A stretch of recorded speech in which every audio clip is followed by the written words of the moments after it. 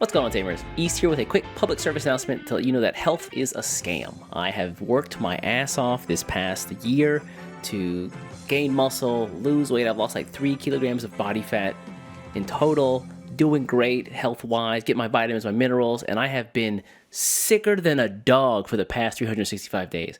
I cannot stop getting sick.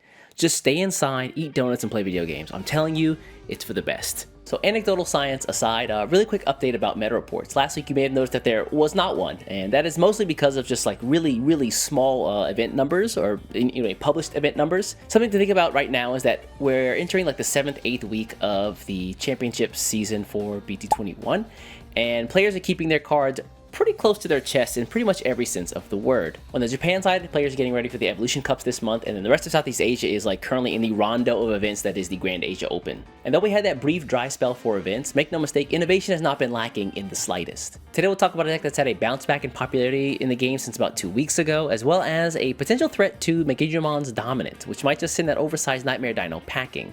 But before you start applauding, you may want to wait to see what it is, because you might not be happy with that either. To learn more, let's take a look at some event results, a couple of key takeaways, and a closer look at some of the decks that topped over the course of the past week. Alright, so first and foremost, to the Sakuyamon delegation out there, I just want to apologize. 2 weeks ago I was talking some shit about the deck. Look at this week's biggest loser, Sakuyamon. And yeah, it looks like that just wasn't the case. You guys are back on top, and I doubt you'll leave anytime soon. Although I will say that the slide from Digimon here might be, I don't know, hopeful to a lot of players out there, but keep in mind that this is likely caused by a lot of players trying to optimize and test the deck right now. And that's because there's been some additions to this deck recently, some herbs and spices that are, I think in the short run they're going to take the L's, but in the long run the deck becomes even more terrifying. And we'll take a look at one of those decks later today, so keep watching. Taking a look at the adventure deck also here at the champion level, I think a lot of players looked at Huangzio's results from the Texas Regional and they kind of rekindled their interest in the deck, and so we see a slight bump of that one there this week as well. And as we near the end of BT21's lifespan here with EX9 coming out at the end of this month, not much else has changed when you look at the rookie level and below. It's all manner of decks we've seen before in Gallantmon, Imperial Dramon, the Hero deck, which has been pretty popular, Imperial Virus, which is I think hung on for a bit, although I really have high hopes for this deck once the new memory boosts come out from Billion Bullets. That'll be really interesting.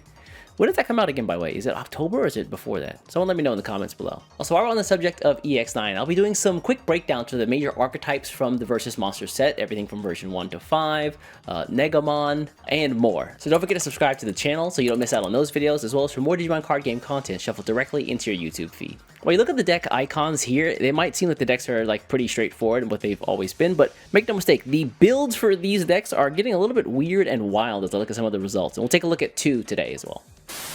Digimon players have been in the kitchen, and they're finally busting out their 11 secret herbs and spices for this list right here. By swapping out the Digimon top-in for cards like the Garudamon and the Phoenixmon package, you gain access to this whole new suite of equally powerful effects. And though a lot of these cards might look familiar from the Digimon deck, their purpose is a little bit different from what that deck does. The main idea here is to build up a bank of on-deletion effects from all of your Digimon, things like the inheritance effects from the BT21 Guillemon and Growlmon, the inheritance effect from the evolution effect of the Growlmon X antibody, and the Garudamon X antibody's deletion effect and inheritance to trash security. And then you can cash out on all of those effects using their Phoenixmon X, who lets you take all of those on-deletion effects and attach them to end of attack. So when you attack, this nets you memory, but also free bodies on the board, which you can reuse thanks to the Garudamon X's ability to give rush to something. And you can use those free bodies and additional memory to end the game. And luckily, Phoenixmon X antibody just so happens to have 13,000 DP, which makes her a prime target for a promo Gallantmon,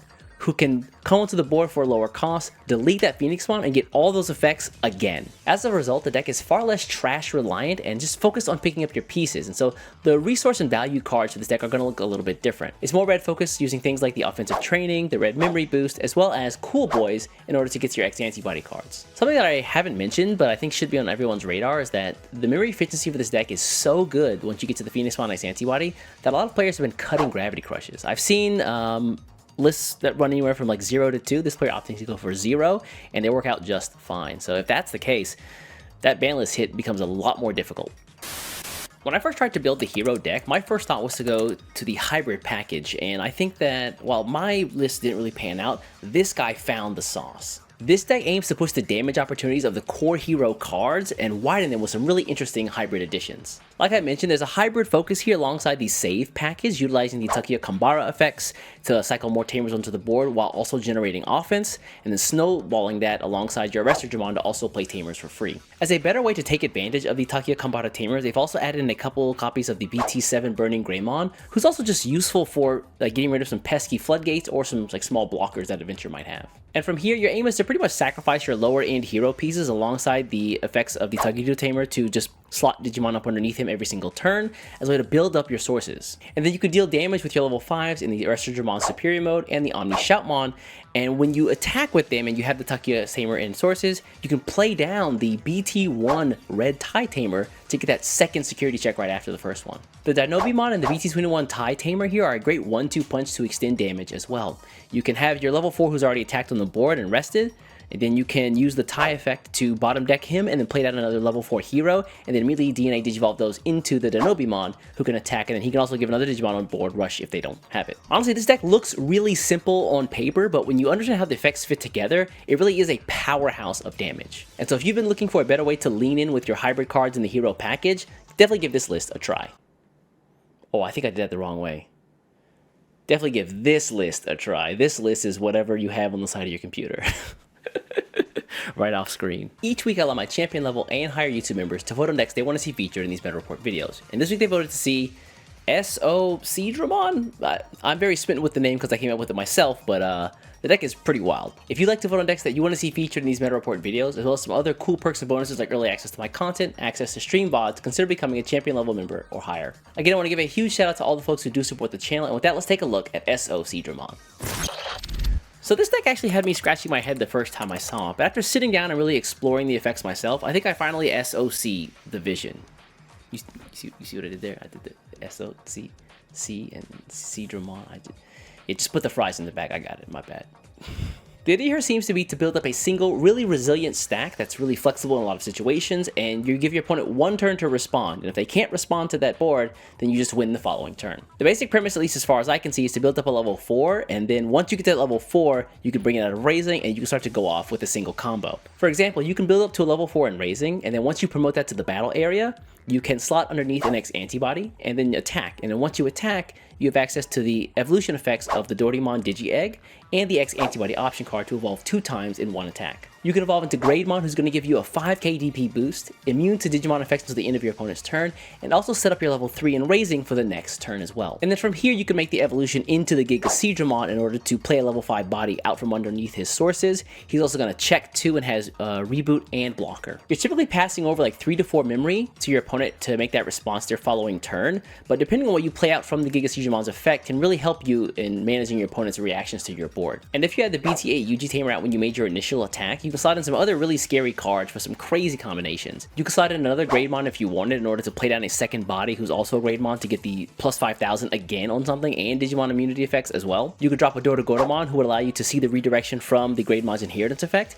and then Digivolve immediately. The level 4 Dodogamon is also a great idea if you want to just play something out in order to force a taunt to make your opponent basically erase their own board at the start of their turn. And the Ginrymon just seems like a useful way to suspend a potential blocker in order to make sure your damage gets through the first turn. And so if you're bored of like 2 Digimon with Digimon immunity effects, a 17k or higher Giga Seedramon blocker with additional redirect can't be stopped, then the following turn you just win the game, right? The Giga Seedramon checks for 2 its initial turn, then the following turn it checks for 2 more, that's 4 total. The level 5 you played out last turn also checks for 5, and the Doraemon that you played in Raising last turn comes out and just makes the final swing for a game. And so after we take a look at all of that, you're probably wondering, well, East, what's the Anubismon for? And I don't know what that thing's for. Your guess is as good as mine. I kind of understand the Numemon X antibody as well as a way to just like recurse him over and over again, but I feel like there's got to be better choices, right? I don't know. Wiser folks than I, feel free to chime in the comments below. I'll be reading down there as well. And so that's going to wrap up weeks 6 and 7 for the BT21 World Convergence Meta Report over here in Asia. You know, it feels like EX9 is right around the corner, and after looking at some of the cards effects, I'm super excited for that set. If you are as well, let me know what you're excited to see in the comments below. Keep in mind that we're also going to be doing some quick overviews for all of the major archetypes for that set on this channel. Make sure you're subscribed so you don't miss those videos. Also, yeah, for folks who don't know, I have started a Digimon, news website called Digimon-TCG.com, or Lacuna, for short. There's some really cool articles on there. We got a couple deck profiles. We got some articles about different scenes from around the world. Some really cool like news articles. If you're interested, there's a link in the description below. Anyways, folks, I'm gonna get out of here. Before you get out of here, do me a favor, hit the subscribe button, and I'll catch you in the next one. Take care.